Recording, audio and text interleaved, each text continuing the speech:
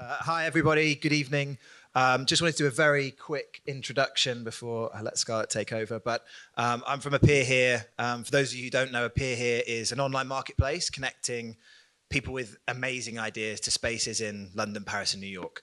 So also really proud to be here with the team from Browns. We've got Holly down here, but I don't want to take any more time. Just want to let Scarlett introduce the panel, and I'm really excited to hear all the ideas we've got tonight. So thanks.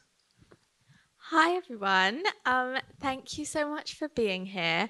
I feel very glam because I came in a stupid pink jumper and they've decked me out in sequins.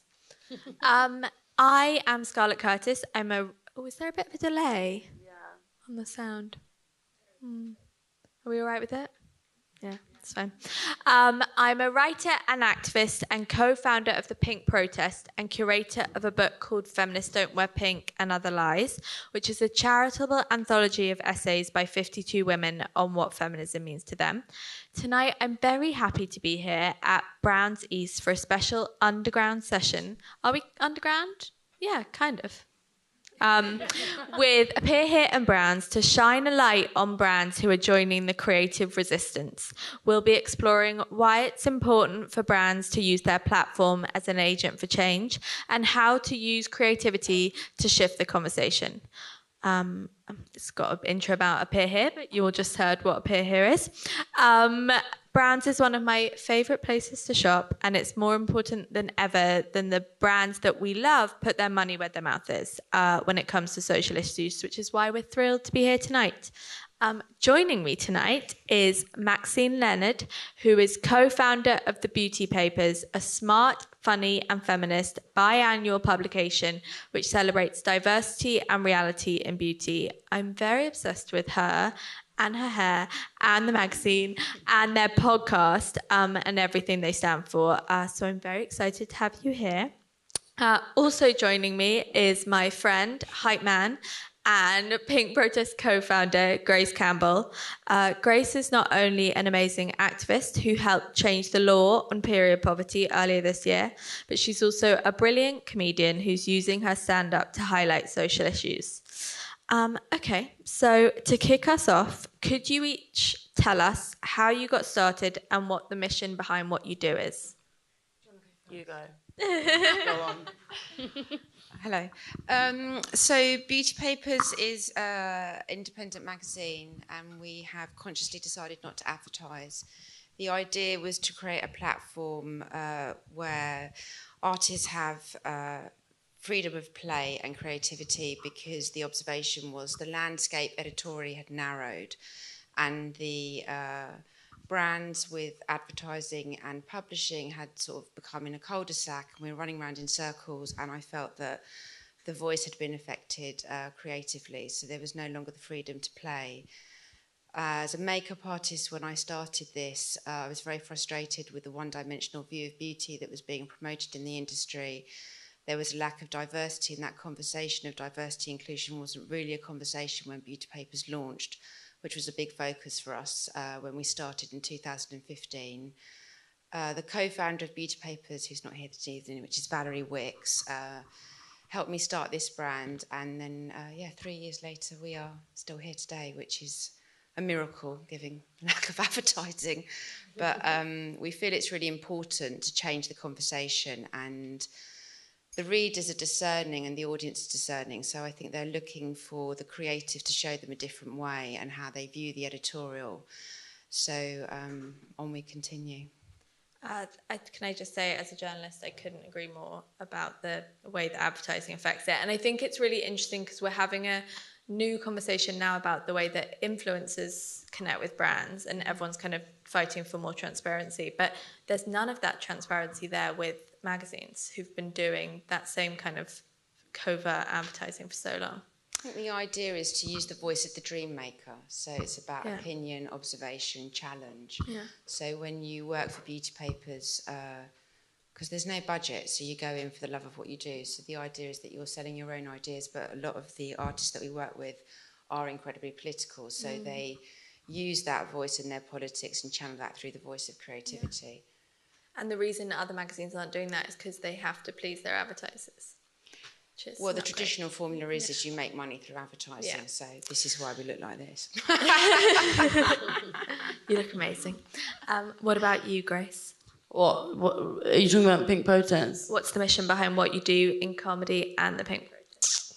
Okay, so we together started the Pink Protest because we felt that young people are incredibly politically engaged and actually naturally quite activistic, if that's a word, but didn't want to align with the term activist. So that was kind of one of the reasons that we started out, was to redefine the word activist and make people realise that you can be an activist even if you like recycle in your work, or, you know, it doesn't have to be like a whole lifestyle where you are like a person throwing paint on a fur coat at a fashion show, or like completely living off the radar. You know, I think we have a really misinterpreted idea of what an activist is. So that's what we set out to do with the Pink Protest. Don't know how successful we've been yet, but we'll get there. We have. We changed the law. We changed the law, yeah. It's pretty good. Yeah, that was good. But I'm talking about in terms of like rebranding activism. That's kind of one of. I think we've done a good job. I think we've done it. We can give up. We can retire. We're all activists. And what about with your comedy?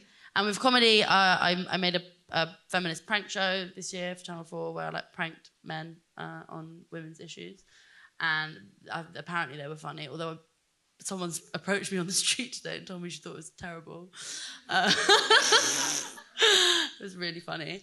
And then in my stand-up as well, I just talk about like politics and being a woman, but try and make it funny because you know, you might as well entertain at the same time. So in the last few years, we've seen this huge boom in brands kind of trying to align themselves with causes or sustainability or any kind of activism or feminism. Why do you think it's... let's start with the positive. Why do you think it's important that brands align themselves with these kind of issues in a creative way? For me, I reckon just because it reaches people that wouldn't otherwise be being reached, especially in terms of like, you know, environmental issues, mental health, feminism. So it definitely gets to people in a kind of wider, more accessible way. But then the second part of my question is the kind of negatives of that are that it can often feel that brands are commodifying these things when they're not actually following it through or actioning the cause in any way. So yeah, I mean, I'm sure we're going to come on to that. We'll come on to that a lot. I think it's been important because politically and socially things have moved on, and I think also the millennials react in a very different way, so the conversation has had to change. I do agree. I think the idea is if you are going to do it, you really should follow through properly. So I think there is a moment that commerce does maybe take advantage of some of those issues, but you know, it's always a double-edged sword, isn't it? Because also with social media and how you do talk about mental health and other issues like that, it has given a platform in which to promote that more and talk about that more and it being an open conversation. So I think at the moment we're in a bit of a grey area where we're all learning how to do that. Yeah. And also I think something important is that activists don't really get paid for what they do. So if we want to make this kind of an ongoing conversation, and we're seeing all these amazing activists pop up and talking about these issues, and it can be a way to fund that, which I think is interesting. What do you think is an example of a brand who's doing it right?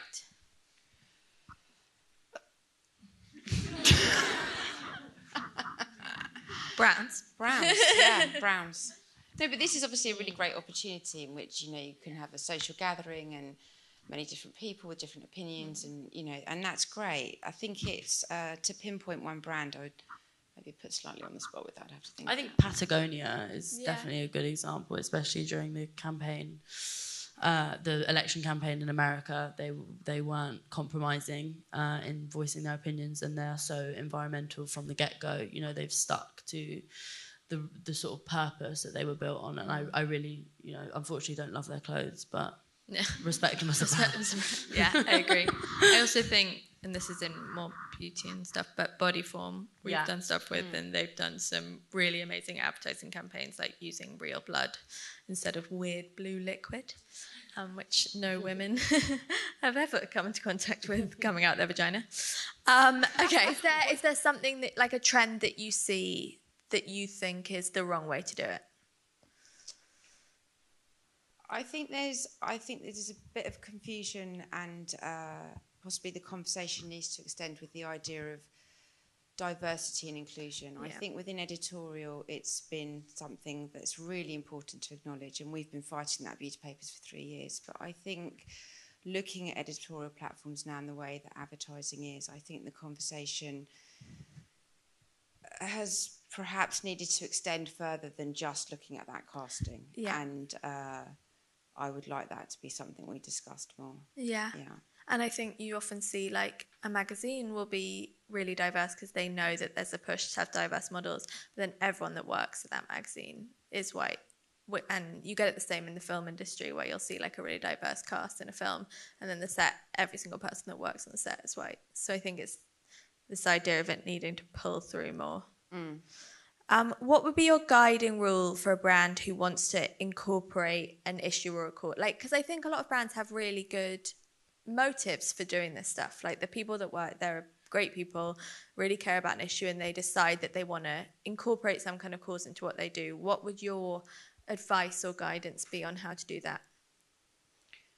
I mean, I think for us at Beauty Papers, if we were looking at causes, I'd have to know that there was real integrity behind what we were doing, and it was 100% a very honest portrayal of what that brand ethos would be. And I think there are a lot of brands that do that. I mean, we tend to use much more the idea of the voice of the dream maker. So the idea for us is to create content that inspires, and we use visual imagery to do that. And we also have incredible writers as well. But the conversation would really be with the brand, what they were looking to talk about, and for us to really truly understand that what they said they did, they would, they really did genuinely do for us to publish that. What do you think? Yeah, I mean, I think it depends on like what the brand is and what the cause is. Like in the period poverty conversation, the kind of one-for-one method has been really good. Hey Girl is an amazing brand of tampons and pads, and every packet of pads or tampons sold, one packet of pads or tampons goes to someone living in period poverty. I think that's a great, if you're setting out to do that, that's doing it properly, like really helping people on the ground. I don't necessarily think there's a right way to do it. I think it's just like properly doing it, whatever that means, just properly following it through, not saying that you're endorsing a cause, and then actually if people went in behind the scenes, realise that nothing's actually happening there. I know I asked the question, but I'm just going to say something. I think something else is also you see a lot of brands who want to make like a big donation to charity or get behind this cause, and actually they've got huge gender pay gap issues, they've got huge diversity issues, and huge sustainability issues, and you'd be much better off working on those things instead of being like, we just donated this much money to women for women. But I think there are brands that, I mean, if you look at someone like MAC and the amount of money that they've raised for the AIDS Foundation, I think, there is a lot of negatives, but I think also the conversation has shifted and changed only recently, and it is going to take a while to catch up, actually. Completely. It's not going to happen overnight, and these kind of conversations are great because they push forward ideas, and there's a freedom to that. But I think there's a lot of pressure in thinking that brands can just all of a sudden overnight change their identity, and it can't work like that. There needs to be patience and time, and you need to kind of let the germ of the idea spread a little bit and oxygenate and let people have their opinions within that workspace. And look at companies like ASOS, I know particularly that they have really big internal conversations, and so there are positives as well as the kind of negatives. I completely agree. And I think we also need to give them time, that we can't have this culture of like cancelling things just because they made one mistake. Like this isn't going to happen overnight. More and more people are, and especially young people, are wanting to kind of vote with their pound and put their money where their mouth is. And according to recent stats, 75% of Gen Z and millennials think it's important that a company gives back to society. And that's kind of part of why they pick a brand. How do you both decide where to shop? I just shop where it's cheap. So cheap. I don't know. I don't feel quite fashion enough to be answering that question. But does a company's kind of ethos feed into why you don't shop there? Definitely. I mean, I haven't shopped at. This is maybe sound really cheap, but I haven't shopped at Primark since I was like 12 because of all of the stuff that we know about Primark.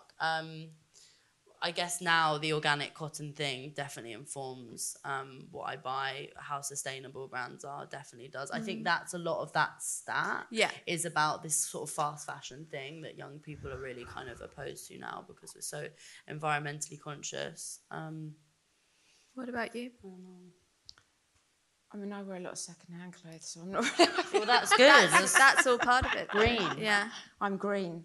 So Shoes green. might not be, but, you know. Black and green. Yeah. Something that frustrates me a lot, that I think we're seeing more and more on social media, is this idea that we all need to be perfect in our activism and sustainability. So if you've kind of expressed an interest in trying to be more sustainable or more conscious about issues, you can never make another mistake again. And if you buy from a brand that has something dodgy, it's like, you know, this huge rule out. And we think we see that with brands as well. You know, if someone tries to be sustainable, why aren't they vegan? Or if we, you know, all this thing. Do you think that's good? What are your views on that? No, I think it's actually really annoying because this is like, and this extends further than just fashion, but this like whole whataboutery that like lots of people kind of will accuse you of not ever being good enough because, you know, like we were talking to someone about this the other day and she's an amazing activist, but then people say, oh, but you eat meat.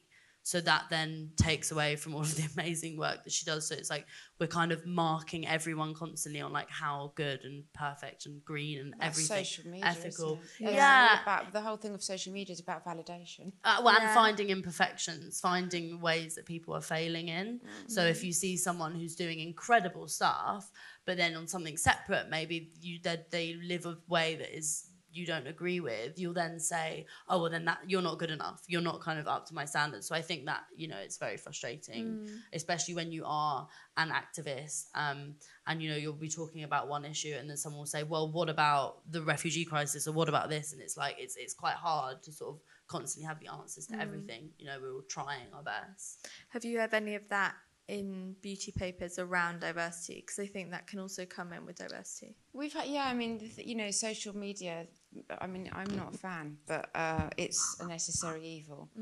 And it obviously does open up the conversation. I think things are very misrepresented on there. I mean, particularly with us, because we're more image-driven. Yeah. You know, it's very subjective of how you look at something. So sometimes you do have to, I'm more acknowledge, really, and listen rather than fight back. Yeah. So I leave the images to do the talking for themselves. And then obviously if it's a piece of writing, that's different because the reaction is different. But I prefer for people to kind of conclude what they see for themselves. We're not really providing any answers in a way, because in a way we sell nothing. Yeah. I love that. I think we do also kind of hold people that say they're trying to do stuff good to higher standards. Like, so your magazine is so amazing and you're doing incredible stuff, but you might then be held to a higher standard and kind of called out on more things than actually we should putting that energy into calling out. Yeah, because like McDonald's is McDonald's. No one's gonna call them out. McDonald's out for like not being McDonald's because we know what McDonald's is. I'm not really a huge supporter of the idea of calling out. Yeah, I hate it. I can't give that my time or my attention or my energy in a way. So accounts like, I won't name, but specific accounts on Instagram where the idea is that you call somebody out and people are socially ridiculed and you engage in this platform where there's thousands and thousands of comments. I think you have to be really careful because I think in one conversation, if you are acknowledging yourself as an activist and caring about the idea of mental health, particularly in the industry that I work in, it's full of fragile individuals and there are certain people that have taken their own lives in this industry, and whilst you're sitting in a flat in Brooklyn calling someone out and engaging in public global ridicule, you have no idea what's going on in that person's life. So I find that I'm intimidated by the idea of social media like that because I think it's really actually irresponsible, and who is anybody to call anybody out, which is why I like the imagery to kind of do the talking for us. You know, it does everything it says. You find your own answers within that because, I just, I feel quite protective of the idea that you'd go on your Instagram account one morning and, you know, there you are with thousands of comments because people seem to have no filter. And I don't think they really understand the bigger side of the conversation when they're throwing out insults that people are reading. We need. I think it's unnecessary. I completely agree. I think there's also something to be said about things that move a bit slower. like your magazine, and you know, that was one of the reasons I wanted to make a book, because I find actually reading about feminism online makes me a bit. There's something really crazy. seductive about a whisper, and it grows rather than a scream and a shout and things being so instant all the time. And that's probably my age, but I do struggle with social media for that, because I hate the idea that we have to seek this social validation and that work is judged, or you are judged on numbers and how people react to those numbers. And I find it kills the art, really. It kills the dream. The only thing I will say, because I'm not in fashion, but for political activism, it's amazing. It is such a tool for good. You know, like the Free Periods campaign that we did, it would have never happened in the short space of time without social media. So it's definitely like, it's not as black or white. I think calling out politicians is a bit different, because that is sort of what they're there for in some ways. Yeah, I suppose it just has its positives. We're coming from slightly different areas. Yeah. I'm definitely not in fashion at all, so I completely agree on that sense. But it has some amazing things about it, the internet, and we have to celebrate that as well, because some stuff that's happened in the last few years wouldn't have happened without it. Yeah, I agree. Good and bad. I think we're all too quick to call things black and white. How can we make getting involved with issues around activism or sustainability or anything less daunting, and also accessible to people who it's not their full-time job and they're trying to do, you know, we've all got too busy lives to like barely even recycle. Yeah, and also like the thing about activism is that sometimes it is kind of a privileged position to be in, because it is quite time consuming, and like Scarlett said earlier, you very rarely get paid to do it. So like, you know, you have to have means elsewhere to be able to do it. I think one thing that is good is when you buy a product and you know that a certain amount of money is going to something else, because that's just something that we can all, like I said about Hey Girls, you know, if we all swapped from Always or Tampax to Hey Girls, that's kind of doing a bit of activism, because it's supporting a brand that we know is kind of actually helping people in the grassroots way. So that's one way. Yeah, using your money. Yeah, exactly. Using your money a bit more wisely, because it's the same price. That's the thing. It's not like it's insanely expensive. What do you think? She wants me the question again. Oh, sorry. How can we make getting involved in any kind of activism more accessible? I think the podcasts are a really great idea. I think conversation's great. We've had really great success with our podcasts. It's the spoken word, isn't it? Because obviously with Instagram, everything is very instant and you scroll, and I think the podcasts are engaging. I do think spoken word. I think events like this are really great. Yeah, I always think sometimes just listening to a podcast about an issue that you care about, that can be enough for that day. Like, we don't all need to be kind of... We stopped listening, we stopped reading, haven't we? So, yeah. Well. And talking. Yeah. Oh, I still read, listen and talk to loads of people. I'll just talk. You just talk.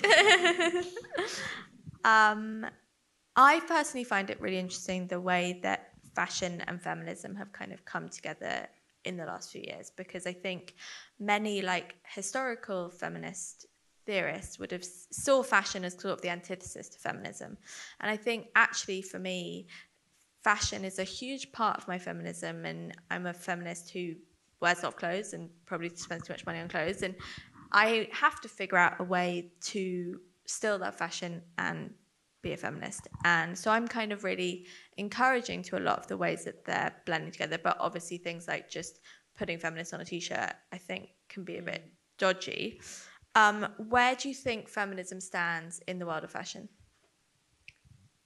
and beauty? I mean, I don't really apply these rules. I mean, I just think you should be who you want to be, wear what you want to wear and say what you want to say. I don't like the idea that you have to be boxed, and you know, if you want to sit there and wear sequins and talk about political issues, that's what you should be able to do. I don't even feel like it needs contextualising, really. Yeah, but do you think you see fashion embracing that more? I don't see why it can't. Yeah. The conversation needs to change, and I think also you can do that through visual imagery, and I think you are seeing that now. Because obviously there was this point in publishing, which I think is slightly changing across the board for everybody, but there was a one-dimensional view that was in the press for male and female. Also, the conversation of gender was not opened up. And so now I think things are slightly shifting and changing. Yeah. What do you think we can do to kind of push that along? Well, I think the rise of the independents will push that along. I think the bigger publishing houses have a lot of, well, their hands are chained, really. You know, they're tied to the idea of what this advertising has been. It's much about the revenue and the commerce. But I do think the rise of the independents are pushing that along. Yeah. Because it takes quite a lot to publish a magazine and for creators to go out there and also create that work without budget. They do it because it feeds their soul and also they've got something to say. And so I feel that you do see that within publishing, and it is moving. It's just probably not as fast moving as everybody expects. Completely. And I think if you are interested in feminist issues or gender issues, supporting more smaller brands and independent publications is the way to do it, because that's where they're all actually doing it. And like, you know, Victoria's Secret's never going to change, but we can support. It can't be trivialised either, and that's the thing. That's why it does need to have time to grow as an idea, and people open up that conversation, the platform of editorial open up, because otherwise it does become trivialised, and it becomes you are then ticking another box, and you do damage to the movement and the conversation that started in the first place. I think you can actually start to see that actually a little bit in editorial now, that there is a little bit of damage to some of the movements that have been really important with that conversation being opened up, because it's more a pressure and feeling a need to have to tick that box rather than it actually being much more a natural decision that you would make. And I think that does compromise, you can see it. What do you think? I mean, I really, it's not my world, but I agree with everything you've said. But what about... I just don't know if I know enough You're very about... fashionable. What about brands kind of co-opting feminism? Well, I mean, it's, you know, it's kind of like I've already said about Topshop. I just think that's fake. Don't do it. Like, I don't want to put my money into something that I feel is co-opting my life. Did you do it outside instead? What did you do to react to that? We had a massive like online movement campaign. and then the sales of the book went great. I know, so it was almost like Philip Green did it on purpose. I mean, well, he's just fucked it himself now, so Literally. Literally. Okay, wait. Oh yeah. Wait, let me just check the time. Sorry, got some time. You both work in different industries, but unfortunately discrimination against women crosses all industries. What changes would you like to see with the way that women are treated in the industries that you work in? I mean, I know it's like quite an outdated train of thought, but I still think there are people in the world that think women aren't funny. So that is definitely something that I have to come across a lot doing stand-up. I would love to not regularly be the only woman on a bill when I'm doing comedy nights. That would be amazing. But that's kind of like getting to a position where you can really change that. You know, like it's not going to just change. It's people getting in there and really changing that. But there's a long way to go in comedy at the moment, because I feel like there's a lot of like, oh, well, we've got shows like Fleabags, then like that's it. We don't have to make another show like that for like 5 years. And you know what I mean? Yeah, like we've kind of ticked all the boxes there, but it's like, well, we still have like every 6 weeks a new drama about like the police comes out. So like, what sense does that make? So yeah, I'd love to see that change, and I'm going to change it. Basically, we just need more people changing it. Yeah. Good girl. I think, I mean, in the industry that we're working in, you are kind of starting to see changes, really. I think coming from the studio, there's always been a formula and a hierarchy of photographer, editor, hair and makeup, model. You know, there is a hierarchy and now that conversation is shifting and changing given what's happened in the last year or so in the industry with problems. I do also think I've seen in some ways social media change the hierarchy for hair and makeup artists, because I think so many of them are doing incredible work on social media that kind of is making... Have you seen that change? Yeah, I mean, obviously Beauty Papers is kind of a hair and makeup magazine with a political voice, and so we've changed the way that the commissioning works at Beauty Papers, because a lot of the time we all go to a hairdresser or a makeup artist and we'll ask them their opinions and ideas and thoughts. who they'd like to work. The conversation. So they're kind of the centre of it. Yeah, I because love usually when you are booked to say do a beauty story, you'll be told that this is the photographer, you're optioned. You've never really had that kind of freedom to be the editor. And so with Beauty Papers, we've changed that dialogue. And we are at Beauty Papers an all-female team. Amazing. And also, love it. It also always, I haven't been on that many fashion shoots, but whenever I do stuff like that, but it's always often female hair and makeup, and then a female model, and then a male photographer, and it always feels odd and wrong to me. I think, I'm not sure. I mean, it depends. I think, are you the right person for the job? It depends what the job is. I don't necessarily think it should be based on gender at that point. It's based on creativity, I think. But historically, it has mostly been females that have been the makeup artists and male photographers and hairdressers. Interesting. Okay, if you could snap your fingers and have one issue in the world change today, what would it be? Oh my God, so mean. It's going to happen. We've got someone in the back to do it. No, that is honestly a really mean question. Sorry. I can't. Okay, probably the environment. Yeah. Good answer. I would say the environment. Yeah. Okay. Good answer. We've unanimously agreed. We'll fix it now. Done. So now we thought we could open it to audience questions for the last few minutes. If anyone's got any questions. If not, I can ask more. But yeah, it's always scary to go first. Yay! Can you unpackage what you mean by the dream maker? Sorry, say that again. The dream maker, you've mentioned it a couple of times. What do you sort of mean exactly by that? So the voice of the artist having the freedom to create and a platform to create, and using creativity to have a point of view is what we do at the magazine. So how does that relate to your audience and like does that come into it at all, like in terms of like what I guess your dream maker as an artist, but also your dream maker as an audience and what you're really trying to convey to them? Well, I suppose we challenge with our imagery, and it's like when you're growing up, or if you have children and you read your children books, the idea is that doesn't stop when you're an adult. The idea is that you pick up a tangible object and you take the time to flick through it and read through it, and it's a journey. And so each editorial, it has a very different feeling to it because there's a democracy within the way that we commission. So the idea that you constantly flick on a backlit screen is not of an interest to me. So I like the idea that you open the magazine and you smell the print coming off the paper and you spend time reading the quality writing that's within that from writers like Will Self or Susan Orbach. And then you take the time to look at the imagery that some of the pages of the story, they're like 25 pages, some of these editorials. So it takes time to engage, and it's for you to make up your opinion about what you see. We work with artists like Bruce Gilden, who's on the cover of this issue, and the imagery is very provocative, actually, and it's challenging and it's uncomfortable.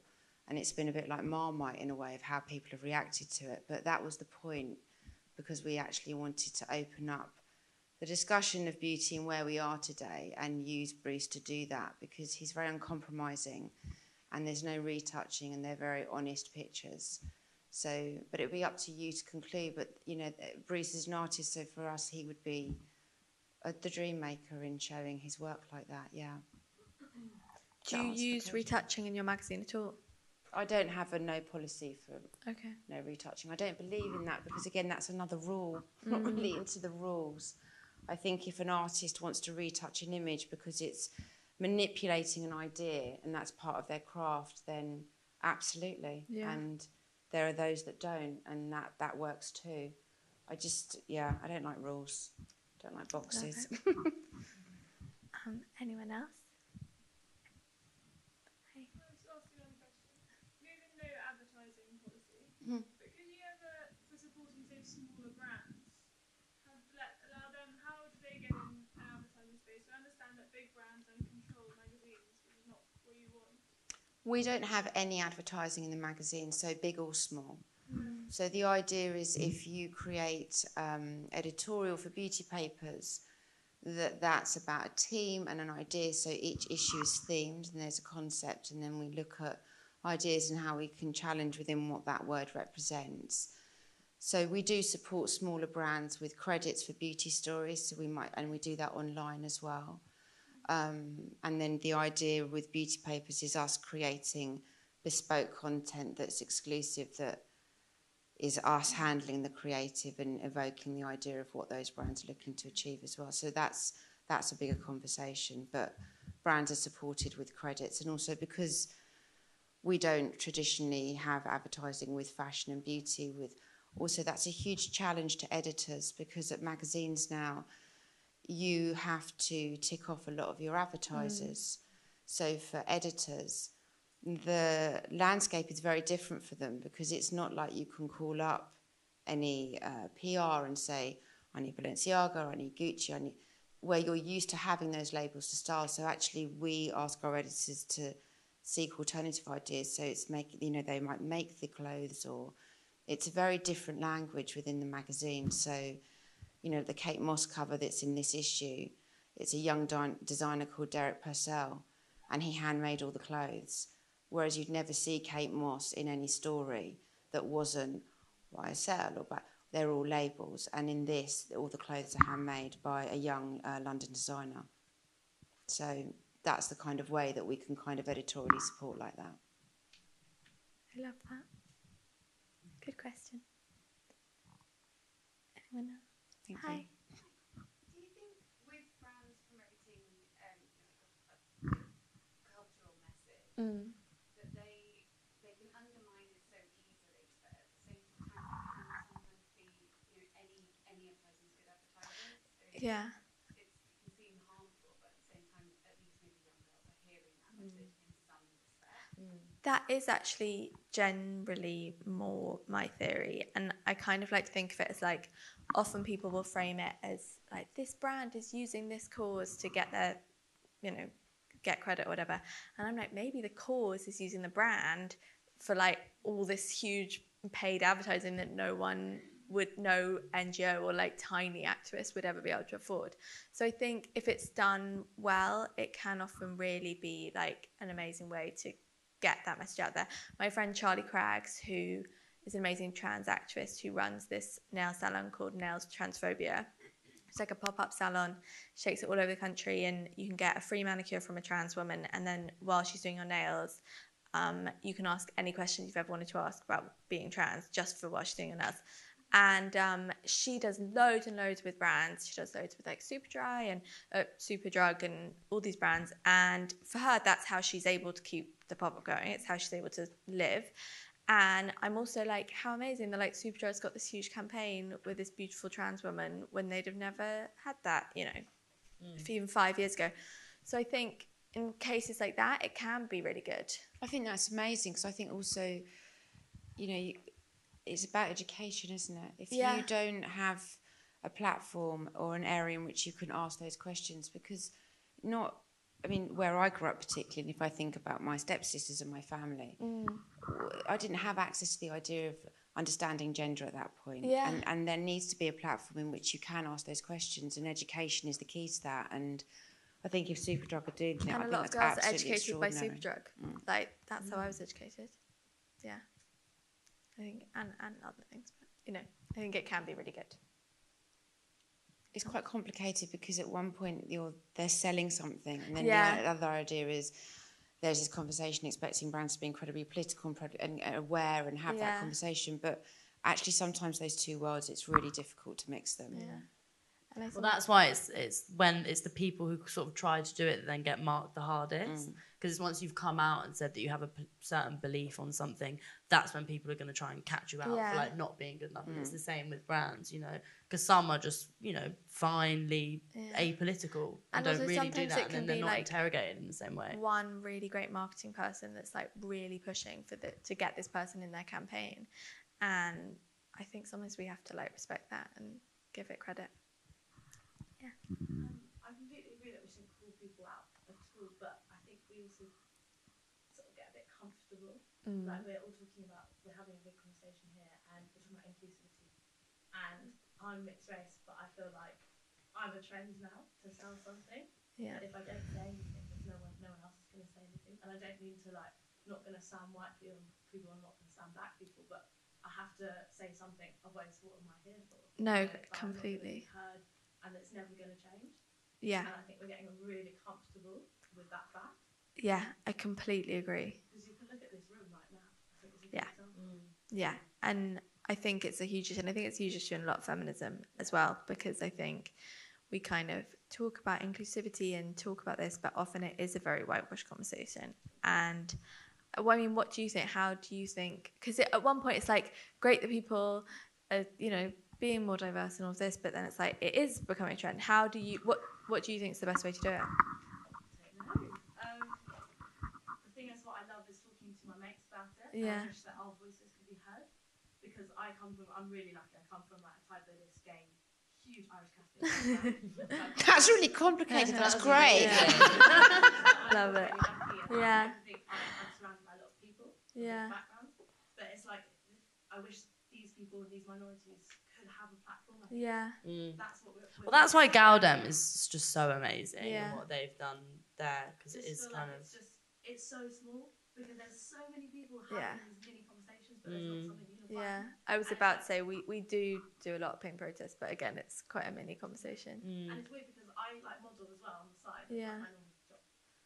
But I went to an Adidas shoot and I felt like for the first time like a token mixed race black girl. Wow. And it was weird because I'm like, this is Adidas. Yes, this is a proper like black London brand. Yeah. This is great. And it's like, okay, I know they're German, but like everyone in their PR company was white, and it was just like, what? How can you have me on the cover? But like, something I'd say to you is like, don't stop talking about it, because like I don't stop talking about it, and that can be really annoying because I'm white and middle class. And But that's like, why also sometimes calling out is Yeah. necessary. but Yeah. I also totally think agree. Often like the people in these rooms, they don't know it. Like they don't think about it. It doesn't even occur to them. Everyone they grew up with is white. Everyone they work with their whole life is white. And it genuinely just doesn't cross their mind. And so I think sometimes we think like, they know, they must be purposely not doing it. And it's like, actually sometimes you just need to like keep talking about it. And then they're like, oh shit, like this is true.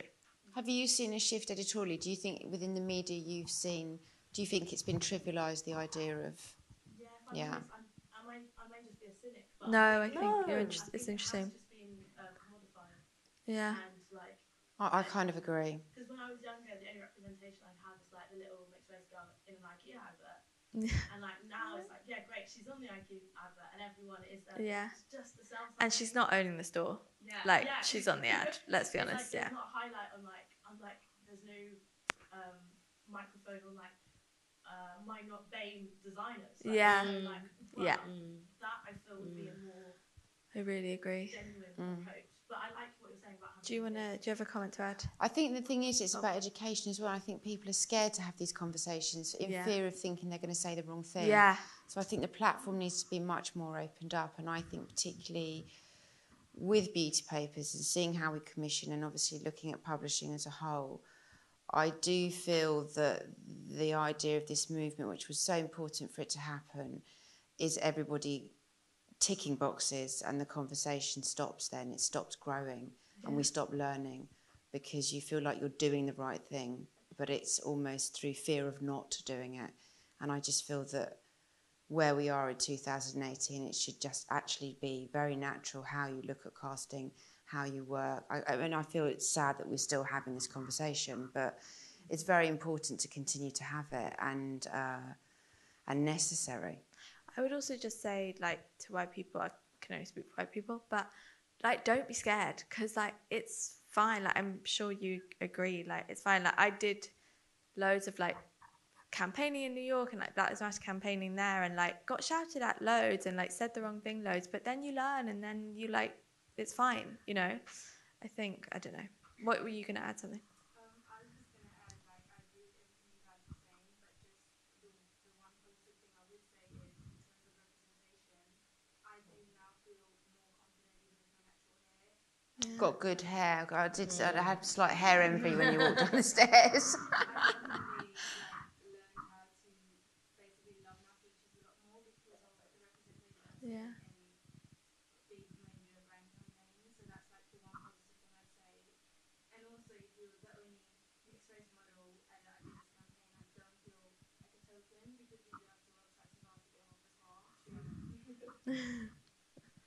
Yeah.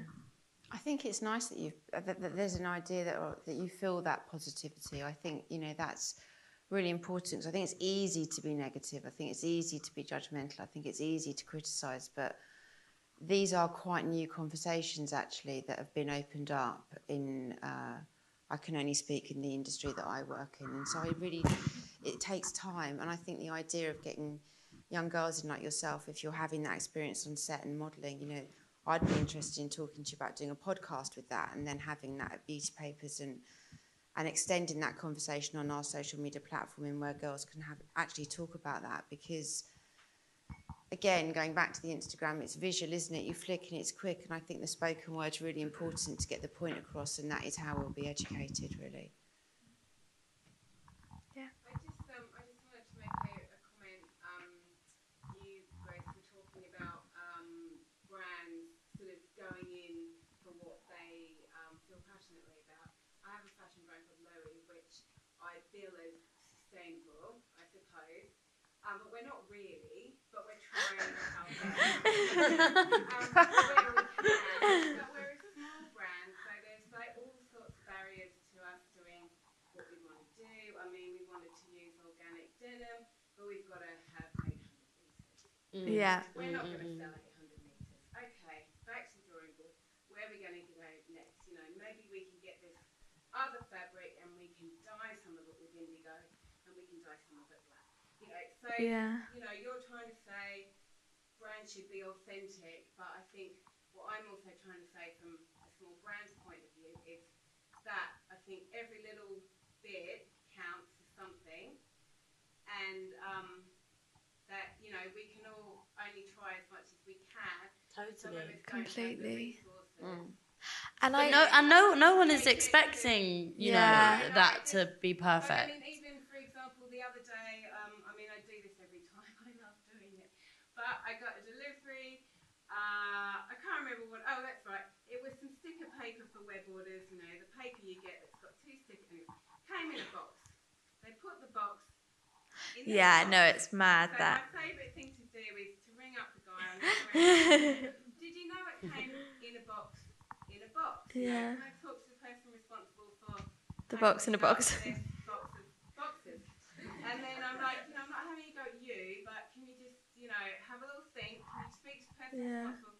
Have a little think about why, because you're wasting resources having to get someone to put that box in the box, plus the extra plastic that's going. They must love around you. the box. You know, and I'm saying, I'm not having to go at you, but I think we all need to, you know, do our little bit to save the planet. And, you know, but I do this, it happens, you know, it probably happens like twice a month. So I just get on the phone and go, hang on a second, just have a think about what you're doing. And But you see, even that is like a huge form of activism. That makes me want to support your brand. You know, every little and I totally, and you don't have to be. It all goes just that little bit, and you know, I can sort of see. I have quite a few interns, and I can see them kind of going, "Oh, what is sustainability? What are we doing here?" And then, you know, one of mine went and got milk today, and she's like, "I got organic." I'm like, "Yeah." You know, I love that. I completely agree, and I think anything you do, and I also think, like, as a consumer, even just knowing that I'm buying from a small brand that's female owned, like, to me, that's enough often. Like, that is still better than giving my money to some huge conglomerate. Like, you know, even if you're not quite there yet, and even if you're not perfect, and we all know how hard it is to do these things. And I think actually it's not even just on you, it's until like enough people are buying organic cotton where you don't have to buy 800 meters, you know, and that's then on like Gap to buy organic cotton, because then they'd open up 200 more organic cotton farms, and then you'd be able to buy them. So I think everything you're saying is right, and just do anything you do. And I'm supporting your brand just because you do the box in a box thing. What's the name of the brand again, so we can tell everyone? Lowy. Lowy. Yeah. What's your name? Bronwyn. Bronwyn from Lowy. Love your brand. I think last question we've got time for. If anyone's got any more. Might have done already. Okay, great. Thank you so much all for coming here, and thank you to Browns and Appear Here for putting their money where their mouth is and letting us have a chat like this in their space. It's been very fun. And thank you so much to Maxine and Grace for being here tonight.